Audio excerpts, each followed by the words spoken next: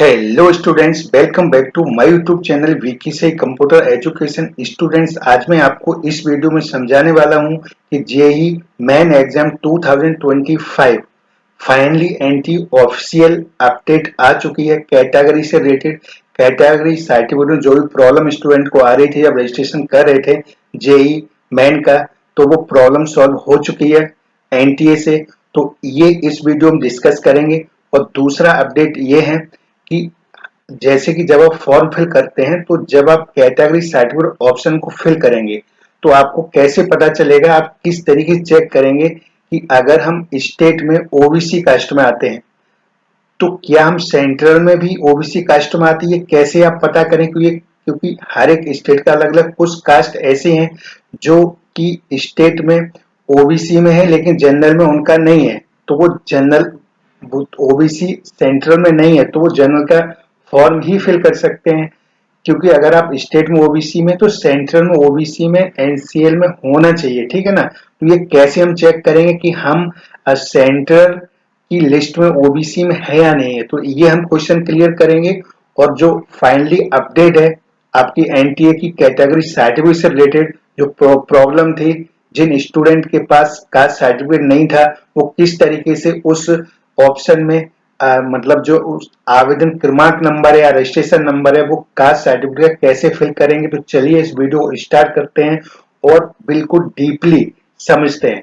तो चलिए, तो देखिए स्टूडेंट, यहाँ पर मैंने बिल्कुल क्लियर शब्दों में लिखा हुआ, बहुत ध्यान से आप इसे समझिए। मैं समझा रहा हूँ, अगर आपके फिर भी समझ में नहीं आता तो वीडियो को स्टॉप करके 2-3 बार देखिए और अपने डायरी में या नोटबुक में लिख सकते हैं। तो देखिए यहाँ पर फाइनली एंटी ऑफिशियल अपडेट क्या है, देखिएगा।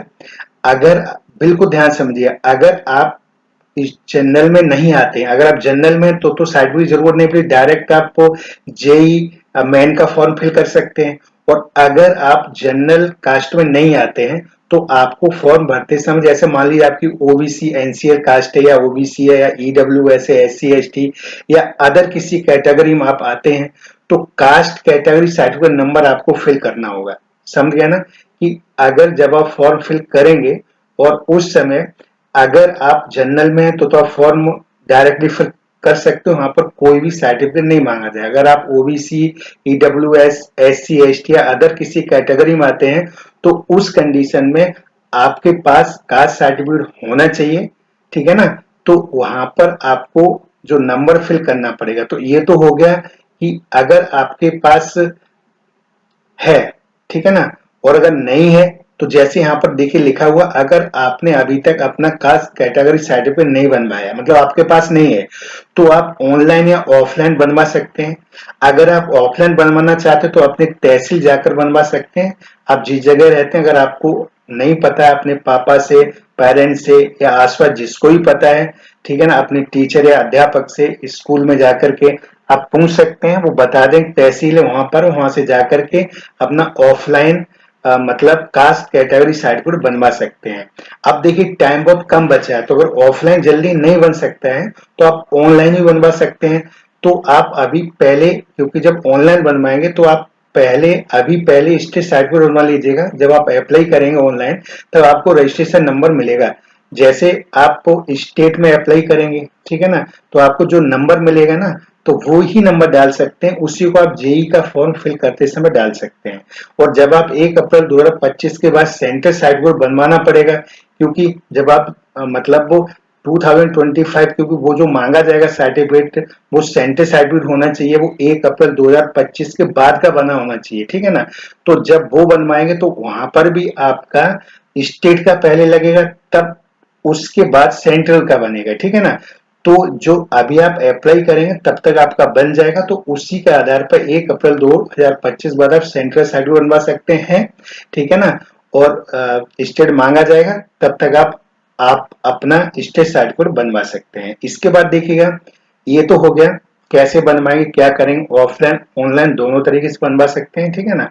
और इसके बाद देखिएगा, अगर आपका कास्ट सर्टिफिकेट पहले से बना हुआ है, मान लीजिए आपको नहीं बनवा, आपका पहले से बना हुआ है, तो जो एनटीए ने ऑफिशियली जो अपडेट दिया है वो ये दिया है कि आपका कितना भी पुराना है, ठीक है ना, तो आप स्टेट या सेंट्रल का है, मतलब स्टेट जैसे सेंट्रल का नहीं है स्टेट का है तो कोई बात नहीं, आप स्टेट का भी फिलहाल में उसी नंबर को डाल सकते हैं, जिससे फॉर्म आपका फिल हो जाएगा। उसके बाद आप अपना सर्टिफिकेट बनवा सकते हैं। और यहाँ पर ये तो था डिटेल्स में लिखा हुआ है, आप इसे स्क्रीनशॉट ले सकते हैं और अगर वीडियो को स्टॉप करके भी लिख सकते हैं। तो ये जो प्रॉब्लम्स आ रही थी फॉर्म भरते समय तो इसमें क्लियर कर दिया है, ठीक है ना। अगर आप जनरल हैं, मोटे मोटा मैं समरी आपको बता दूं, अगर स्टूडेंट आप जनरल हैं तो आपको जब फॉर्म फिल करें वहां पर सर्टिफिकेट नहीं मांगा जाएगा। ओबीसी है, एससी है, एसटी है, ईडब्ल्यूएस में आते हैं, ठीक है ना, तो आपको कास्ट सर्टिफिकेट का नंबर वहां पर फिल करना ही पड़ेगा, ठीक है ना।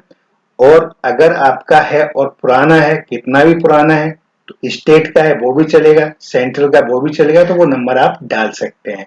और अगर अभी तक नहीं बना है तो आप ऑफलाइन भी बनवा सकते हैं और ऑनलाइन भी बनवा सकते हैं। लेकिन इतनी जल्दी नहीं बनेगा तो ऑनलाइन जब आप अप्लाई करें तो उसमें एक नंबर आता है, वो नंबर फिलहाल आप जेई रजिस्ट्रेशन फॉर्म भरते समय फिल कर सकते हैं, बाद में बनवा सकते हैं। तो आई होप कि ये क्वेश्चन आपका जो प्रॉब्लम कर रहा था क्लियर हो गया होगा। अब नेक्स्ट क्वेश्चन की तरफ चलते हैं। क्वेश्चन हमारा ये है कि हम कैसे पता करेंगे कि हम ओबीसी एनसीएल में सेंट्रल लिस्ट में आ रहे हैं। जैसे मान लीजिए यूपी का एग्जांपल दें तो यूपी में आपके ओबीसी का स्टेट सर्टिफिकेट बना हुआ है, मान लीजिए अगर आप ओबीसी में हैं और क्या आपका ये ओबीसी सेंट्रल लिस्ट में है। अगर सेंट्रल लिस्ट में है तभी आप फॉर्म ओबीसी आप भर सकते हैं।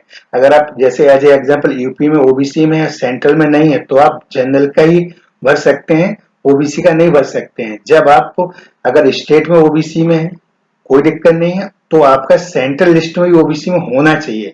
तो चलिए इसे हम कैसे ऑनलाइन चेक करेंगे इसे समझते हैं, बहुत इंपॉर्टेंट है, ध्यान से समझिएगा। यहाँ पर क्रोम ब्राउजर हमने ओपन कर लिया है, आप भी कर लेंगे। यहाँ पर वेबसाइट डाल देंगे, यहाँ पर www, ठीक है ना, ठीक है, यहाँ पर www.ncbc.nic.in, यहाँ पर इंटर प्रेस करेंगे।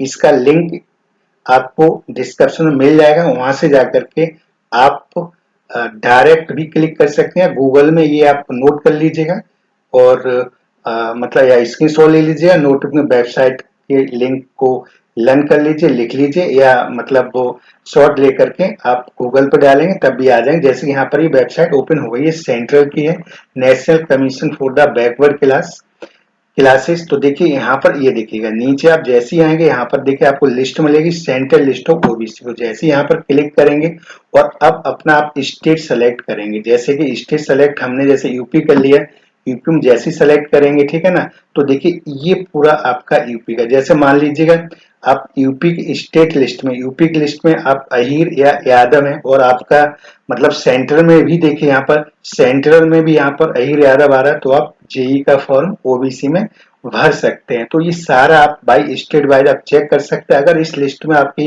कास्ट यानी सेंट्रल लिस्ट ऑफ ओबीसी अगर यहाँ पर एक उत्तर प्रदेश है, यहाँ कास्ट या कम्युनिटी यहाँ पर है, तो अगर इनमें है तो आप जेई का ओबीसी में आप फॉर्म को फिल कर सकते हैं। तो आई होप स्टूडेंट किस तरीके से हम चेक करेंगे मैंने आपको डिटेल में बता दिया है, तो आई होप समझ में आ गया होगा। इस वीडियो को अपने दोस्तों के साथ शेयर करिए, कोई प्रॉब्लम है कमेंट करिए, मैं दोबारा वीडियो बना के समझा देंगे, ठीक है ना।